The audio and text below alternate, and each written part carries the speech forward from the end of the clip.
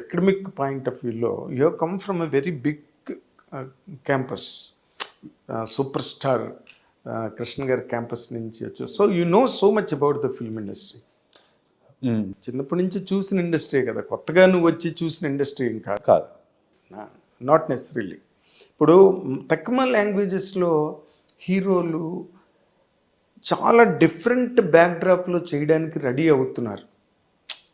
చాలా డిఫరెంట్. ఇప్పుడు మంజుమల్ బాయ్సే తీసుకో, అసలు ఆ కాన్సెప్ట్ని, అలాంటి కాన్సెప్ట్ ఎవరైనా నీకు వచ్చి చెప్తే నువ్వు చేస్తావా? You better choose this. నేను చేయను. ఇప్పుడు ఎలా ఉంటుందంటే సార్, మనకు సెట్ అవ్వదు, అదే ప్రాబ్లం. ఇప్పుడు ఏంటంటే హంట్ అనే సినిమా వేరే ఎవరైనా చేసింటే ఓకే, నేను ఆల్రెడీ ఒక గెట్టోని రెప్యుటేషన్లో వచ్చాను. అలాంటి వ్యక్తులు అది ట్రై చేయకూడదు, అది కొద్దిగా క్యాల్కులేటెడ్గా చేయాలి. మనం ఏదైనా కొత్తగా చేస్తున్నామంటే ఫన్ ఇచ్చేయాలి. ఇప్పుడు ఫర్ ఎగ్జాంపుల్ మనకి ఒక టెల్ యూ అగైన్, ఉప్పెన దేనికి వెళ్ళామంటే ఉప్పెన ఎందుకు ఆడింది, వాళ్ళకి ఆడియన్స్ ఎక్స్పెక్ట్ చేసేది ఇస్తూ కొత్త పాయింట్ చెప్పారు. సాంగ్లు, ఆ ఫన్ను, ఆ రొమాంటిక్, ఆ కిస్లు, ఇవంటి చిన్న చిన్నవి మన ఒక చిన్న ఇది ఉంది. కిస్లు ఎక్స్పెక్ట్ చెప్పాను జనరల్గా అంటే ఆ ఫామ్లో పాటలు అంటే ఆ ఫన్ను ఒక రెగ్యులర్ కమర్షియల్ సినిమా లాగానే అనిపిస్తూ ఒక ట్విస్ట్ చెప్పారు. నేను అవుట్ అండ్ అవుట్ కొత్త సినిమా అంటే కుదరదు, అది రిస్క్. ప్రేమ కథా చిత్రం కూడా చూస్తే కనుక అది ఆ టైంకి రిస్కే. పాటలు ఉన్నా సరే వాంటేజ్ సాంగ్లో ఉంటాయి, అసలు ఆఫ్ బీట్లో స్టార్ట్ అవుద్ది సినిమా, జస్ట్ ఫన్ ఉంటుంది, అది వర్కౌట్ అయిపోయింది. సో ఏంటంటే ఫన్తో ఏదైనా చెప్పండి, వర్కౌట్ అవుద్ది. లేదా నేను అబ్జర్వేషన్లో వాళ్ళకి ఆడియన్స్ ఏం ఎక్స్పెక్ట్ చేస్తారో అది ఇచ్చి దానిలో చిన్నగా వేరేది చెప్పండి. అట్ ద సేమ్ టైం మంజువల్ బాయ్స్ నేను చేయకూడదు, ఆ సినిమా వేరే ఎవరైనా చేయాలి.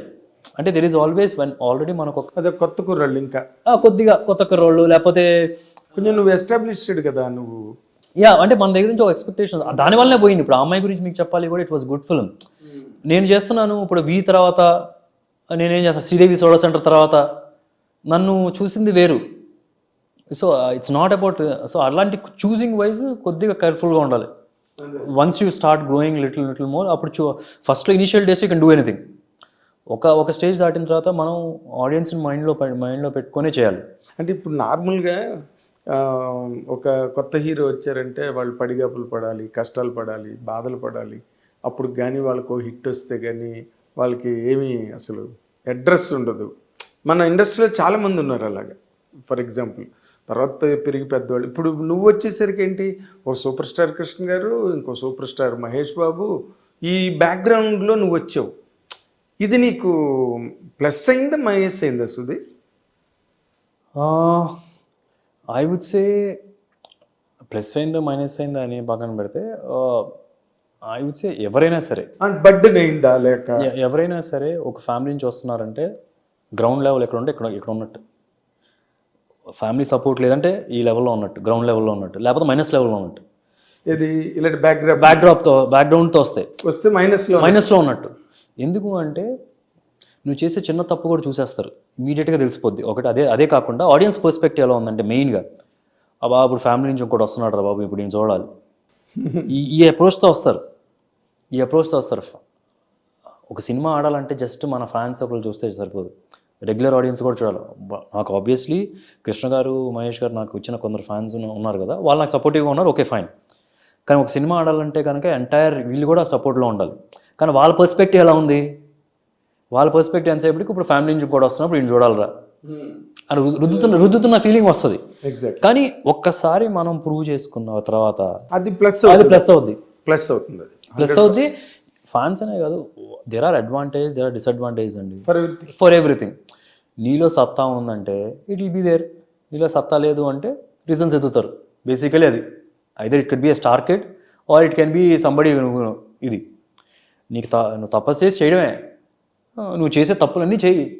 ఇప్పుడు నేను వెళ్ళి నేను ఫోటోలు ఇచ్చి కొందరు పంపించాను, అదంతా నేను అంత డెస్పరేట్గా వెళ్ళిపోయి అవసరం కాదు, వెళ్ళినా బాగోదు. అది I'm coming from my family. So నేను వెళ్ళి సార్ కాల్ పెట్టుకొని సార్ ఇవ్వండి సార్ సపోర్టు, సార్ మీకు బ్రేక్ఫాస్ట్ కానీ తీసుకొస్తాను సార్ అని నేను అలా చేయలేను కదా. ఇట్స్ అంటే there is always that I have to think in my head, I cannot spoil the name they have, I can only say this is my talent, తీస్తే తీయండి అన్న టైప్లో ఉండాలి, లేకపోతే కుదరదు. And there are advantage disadvantage అండి. ఇప్పుడు కొత్తగా చేసే వాళ్ళు అయితే కనుక తప్పులు చేసినా నోటీస్ అవ్వు, ప్రతి ఒక్కరు తప్పులు చేస్తారు స్టార్టింగ్లో. కానీ పెద్ద హీరోల నుంచి వచ్చేవాళ్ళు ఇమ్మీడియట్గా ఐస్ ఉంటాయి అవును, వాళ్ళ మీద. అది ఎంత ట్రైనింగ్ స్కూల్స్కి వెళ్ళినా ఎవరు నేర్పించలేరు సార్. అవి ఎవరు నేర్పించలేదు. మనమే స్లోగా నేర్చుకుంటూ you become a better person. Than a better actor ముందు must become a better person yeah కదా. Both yeah. అప్పుడు కదా నిన్ను నీ తాలూకా పర్సనాలిటీ బయటకు వచ్చేది. పర్సనాలిటీ ఈ రోజుల్లో ఇప్పుడున్న మీడియాకి పర్సనాలిటీ కూడా ఇంట్రెస్టింగ్గా ఉండాలి. లేకపోతే ఎందుకంటే ఇలా పెట్టిన వెంటనే ఒకప్పుడు రోజులు అయితే కనుక లైవ్లు లేవు, రికార్డ్ చేసి పంపించేవాళ్ళు దూరదర్శన్. ఈ రోజుల్లో ఏంటంటే ఇలా బయటికి వెళ్ళామంటే ఫోన్ వస్తుంది, ఇలా బయటకు మైక్ పెడతారు, క్వశ్చన్ అడుగుతారు, then your personality comes out.